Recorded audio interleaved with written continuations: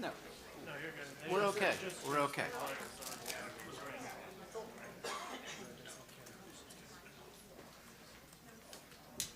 So it's three players. Okay. Tristan Newton, Cam Spencer, Alex Caravan coming for Yukon. With Coach Dan Hurley.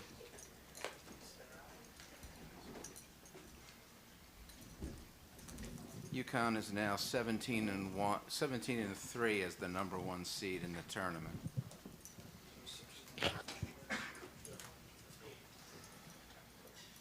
This was the highest scoring tournament game since 2016 when Marquette beat St. John's 101-93.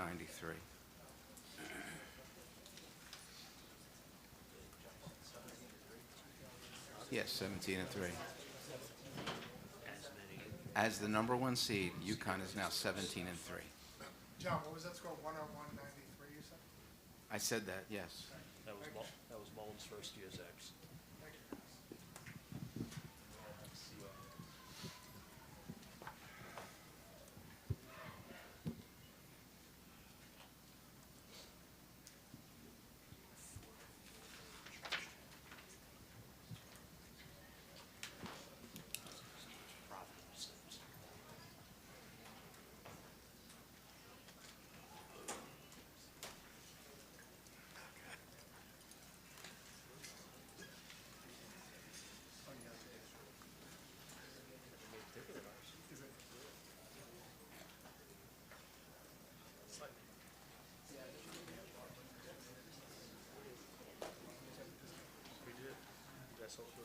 And again, I know most people have been here previously, but we have the ASAP transcription service.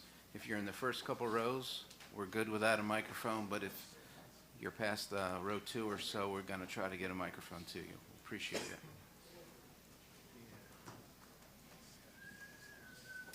It's good. Really good.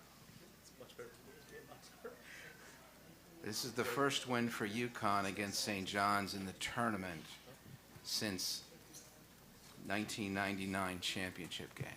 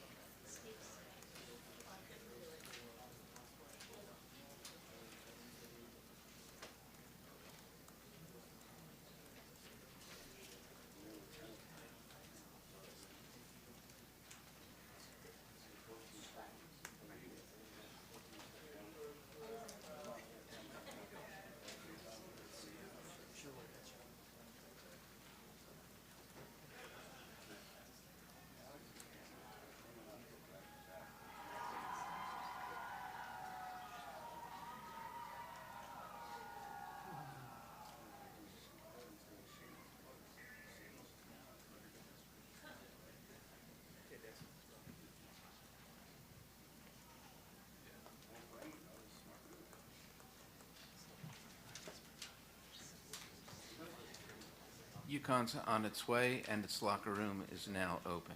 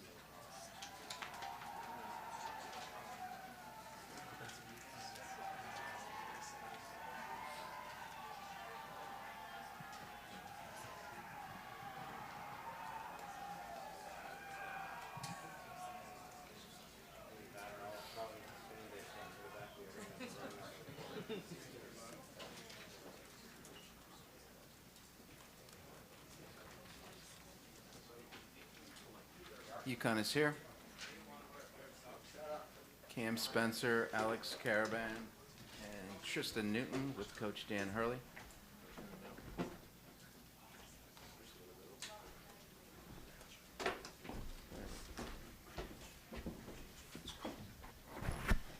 Whenever you're ready. Yeah, I think, obviously, awesome atmosphere. Thought it lived up to, everything that people hoped for with this game tonight. The emotions, the intensity, the shot making. It was just a fun game to be a part of. Ultimate respect for, obviously, Coach Pitino and, how good they are in year one. And, that's, I don't know what seed they'll be, but that's, that's one of the better teams we've played, one of the more talented teams, and clearly an NCAA tournament team. So thrilled to get the win, and excited to get to the championship tomorrow. Questions, please. Right here in front. This is Rafik Winter, but there's supposed to got a question for Alex. Very impressive win, a very high scoring game in between. Like, we all talked about the way this Yukon Huskies team managed to put together a solid 3-point shooting effort in the first and second half. Yeah, I mean, we feel like we're just so unselfish offensively that we just continue to move the ball and just continue to pass up good shots or great shots, and we did a great job of that tonight. And I mean, the coaches, they do a great job of reading the game and just picking the plays, and I mean, their plays work. So just continue to do that, continue to execute, and unselfishness, that's what makes our team so special. Down on the right, Dana. Dan, what happened in the second? For me, well, obviously the place was in a frenzy when Coach got his. And then there was a guy in, there was a short guy in a red blazer, that was on the court yelling at the ref, and then he started yelling at me, and moving in my direction. So I was just kind of pointing out, to James that he was behaving worse than Coach Pitino. So I was really just trying to help the officials. So they might not have seen it. And then I got a technical for pointing out, more increasingly aggressive fans that courtside you shouldn't end up on the court, Then just at halftime, it seemed like you were sort of still in a dialogue. I kept him in. They were going to eject him from the game. I went over there to tell the ushers I wanted him to stay, not because I thought he was a good guy. I thought it might be bad luck. Karma. Not because What was he saying to you? Can you say that?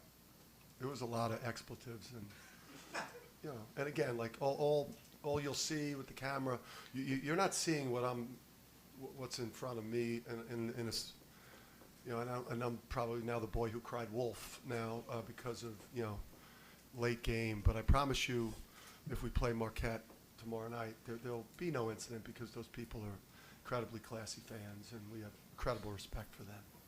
Down here in front. Dan, what was it that St. John's was doing well in the first half? Just keep competitive, even while you guys were shooting really well? Just playing great, and then obviously we were in foul trouble, and it hurt our defense. And Jenkins is a heck of a player. Dingle's a heck of a player. There's a reason why you know, in the preseason. And some people had these guys ranked in the, you know, top 25, and, you know, Ken Palm, they're a top 25 team. I mean, that's a high quality, you know, group out there. And obviously Coach made a, you know, he shifted to more of an offensive attack, you know, with the group. They're hard to guard. And, you know, but I think we showed that we could win, you know, any type of game. All the way on the right, Ralph. Yeah, Dan, Ralph Russo from the Associated Press. Actually, maybe I'll go to the players too. You're always pretty intense, Dan. It did seem like maybe a little more so tonight. I don't know if that was the case, but I'll ask the players. Did you feel like your coach was?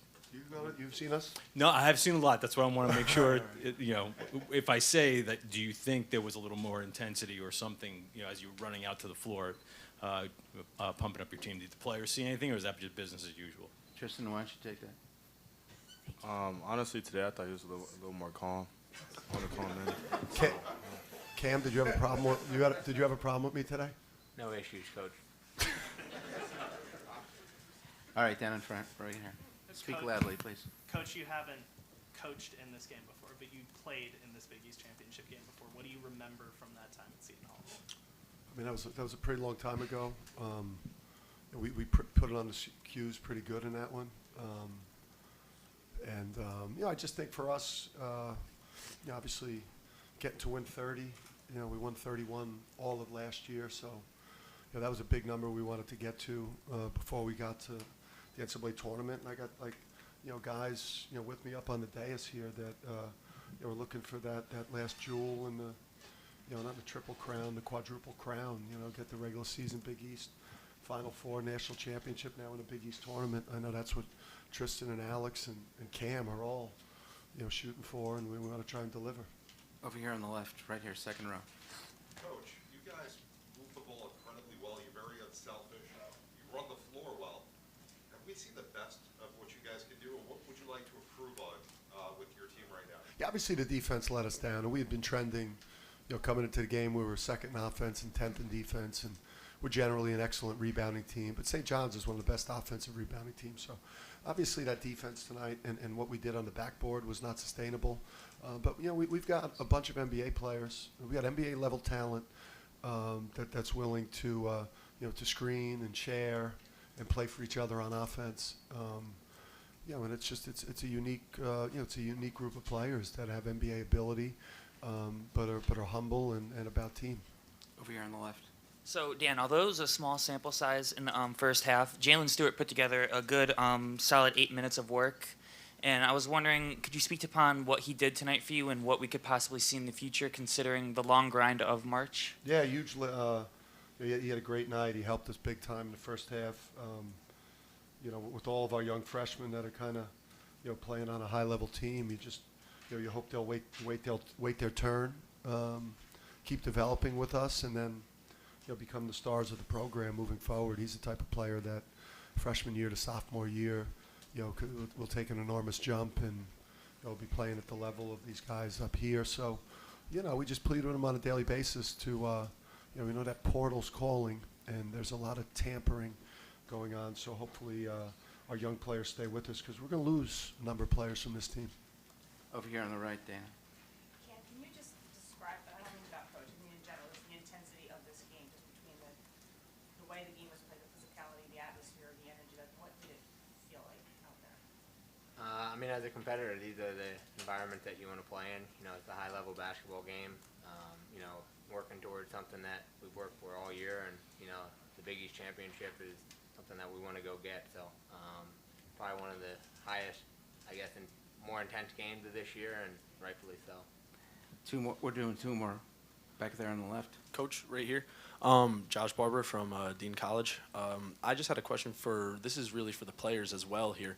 This is going to be the first time that you guys this is the first chance at for the Big East Championship. You know, you guys haven't won since 2011. What does this mean to you guys to possibly bring this back to Storrs?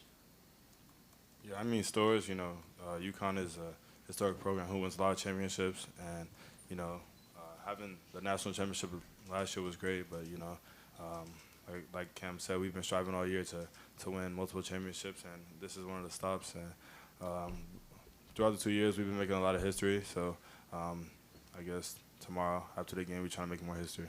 Last one, Jaden. Dan, just to follow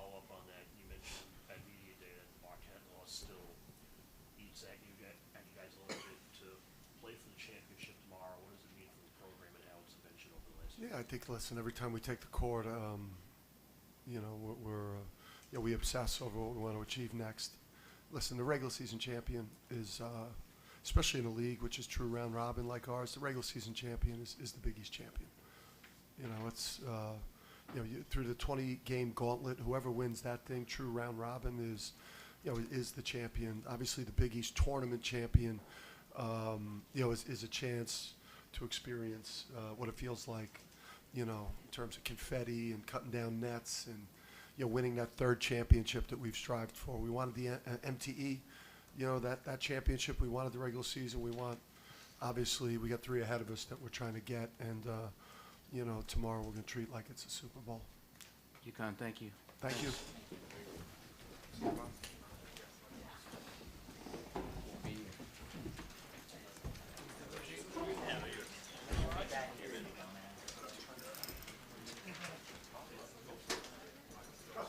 It's going to be Jordan Dingle and Danis Jenkins for St. John's.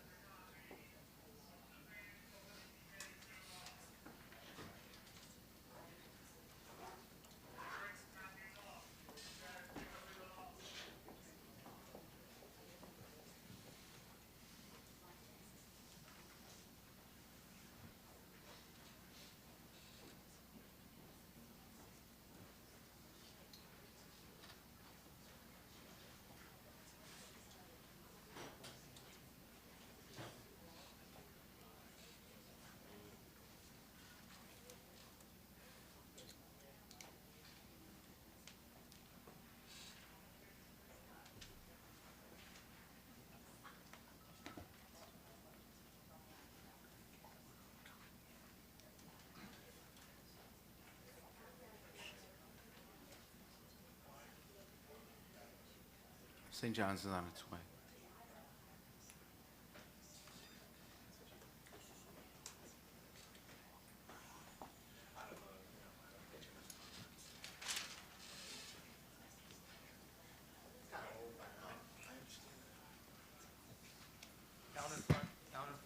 All right, we can start. Zach and Roger are here. And St. John's is here. Coach Rick Pitino and Jordan Dingle and Danis Jenkins.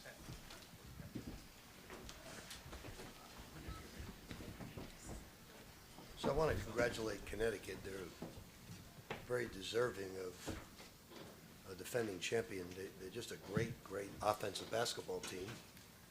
Real proud of our guys. I saw some things in Jordan Dingle that I absolutely loved tonight, a competitive fire in him that was great to see. Danis has always had it. Jordan keeps getting better and better and better. And unfortunately, we just couldn't get a run, get over the top. Biggest problem was our transition defense. They were 8 for 9 in the first half, and that put us in the box. Now, sometimes you can't always go to the offensive glass, you gotta get back, but these guys played their tails off, real proud of them. We were hoping for a Big East crown, but the other team was better than us. We played them 3 times to the wire, and they find a way to win. Cam Spencer does all the things that are terrific. Newton was great. They have a great basketball team, and you know, somebody said to me, "How does it feel to play on your home court?" When they say, "And you're a road team." I said, "Well, I coached quite a few years at Kentucky. And we were always the home team wherever we went. They're the Kentucky of the East. They got the greatest fan base in basketball, and Kentucky had the greatest fan base in that part of the country. Kansas has the greatest fan base in their part of the country. So it's we'll get it. We lost a lot of fans in the last 20 years. We've got to get them back. And I think efforts like tonight will get them stimulated and get them back. Questions, please? Second row. Rick, what did you think about your team's ability to keep fighting back in this game for all 40 minutes? I thought that was something I was very impressed with. Because one thing about Connecticut, they do it all the time. You think you're in the game, you're up 1 or 2 at halftime, 10-minute mark, you're only down 4 or 6, and they win by 25. Happens all the time, but it hasn't happened against us. So I'm real proud of them. Over here on the left, Kevin. Rick, you mentioned transition defense. Your defense as a whole, are you upset with it, or is just sometimes everything they put up goes in? I think, look, I think they've gotten better. They played great defense last night. They did not play. The most important thing we tried to do in the last 10 days was change our offense to play at a pace that really helps our team. I felt that we're never going to be a great defensive team. We're playing a 6'5" power forward who's really a small forward. These 2 guys are pretty good defensive players, but the rest of the guys are just okay. So we try hard on defense, but we've got to win with good offense. And, you know, you score 90 points against the defending national champions. I think you're doing a lot of things right. Just our transition deal. When we get in the half court, we're okay. Not great, we're not bad. The transition defense tonight really hurt us because that's a high percentage. Zach. Rick, are there any nerves for Sunday, or do you think you guys are? Well, your paper said we're going to the big dance, so why would I have nerves? I mean, if the New York Post is not the Bible, who am I going to believe? Absolutely not. When the Post comes out, I believe in the Post. Okay. I was dancing all night last night. But what do you think? Are you looking forward to Sunday? Yeah, I think I want to see who we're going to play, obviously, and prepare and get ready. And these guys have not played. You know, Jordan came here to play in the tournament, going to get his wishes. And we'll see who we play. We'll see what's going to go on. Right here. You know, we played a really tough schedule this year, guys. Really tough schedule. You know, we haven't had too many easy games. And we've played Marquette twice tough. We beat Creighton. Should have beat them on the road. We played, with the exception of Seton Hall at Seton Hall, we've played really well in the Big East. Big East is a hell of a conference, as you know. Right here in front. Coach, they had a 5-point lead at halftime, and you were even with them in the second half. They had 6 more free throws than you. Is that the game right there? Pretty much, but you know, you get behind on them and they can burn you, certainly. But they're a great basketball team. You got to give credit. They do a lot of things really, really well. They're building a hell of a program. Hell of a program.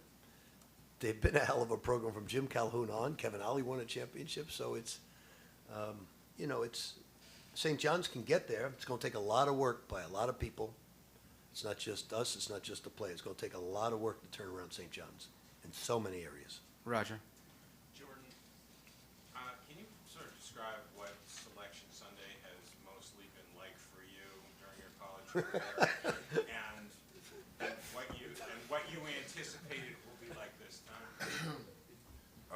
So Selection Sunday for my career has been the first year, sitting at home, COVID like everybody else, and then the last 2 years watching Yale and Princeton play in the Ivy League championship, knowing that my season was over.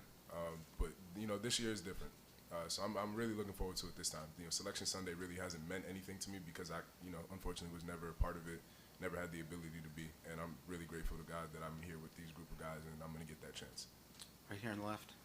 For Jordan and Danis, you guys are both having Selection Sunday on Sunday, and you're looking forward to the tournament. But the entire season, what are you guys most proud of for your team? This is the first time in 24 years that we're here on a Friday. Are you guys proud of yourselves for how the season turned out? We fought today, but it wasn't our best game.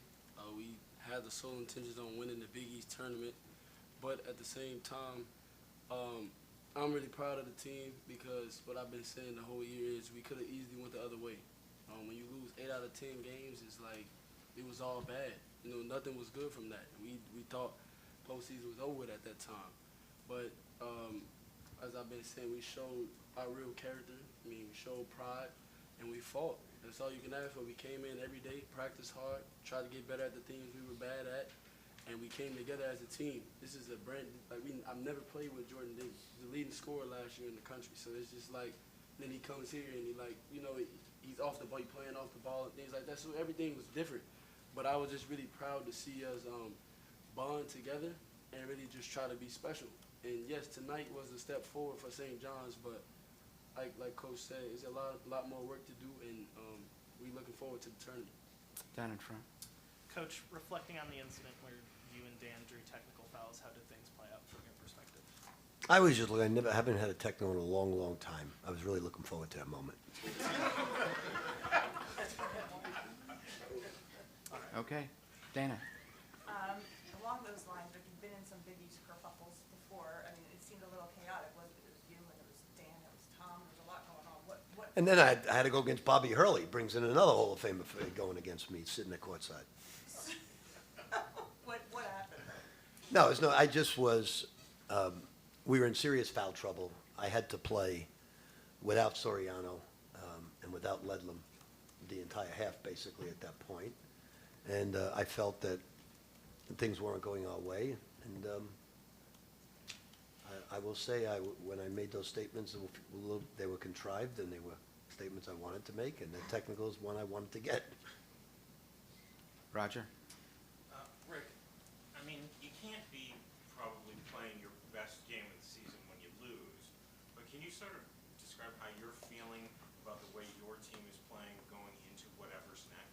Yeah, I think they've worked, as DJ said, they've worked very hard. And what I tried to point out to them was, look, guys, I've been in this situation where you have to win 8 out of 10, you have to win 6, 7 in a row a lot in my life. That's what happens when you're old and you coach a lot. So I've been in that situation, and teams have come through for me as a coach, and they came through for me as a coach again. But it's really about them. I live vicariously through them, and I think they're going on Selection Sunday. They're going to get some nice things happen to them. I think they're a dangerous team. I think when you score as much as we're scoring, and I think good things are going to happen. Do we need to get better? I think we're doing a better job of rebounding at times. We're making our free throws. We're passing the ball well.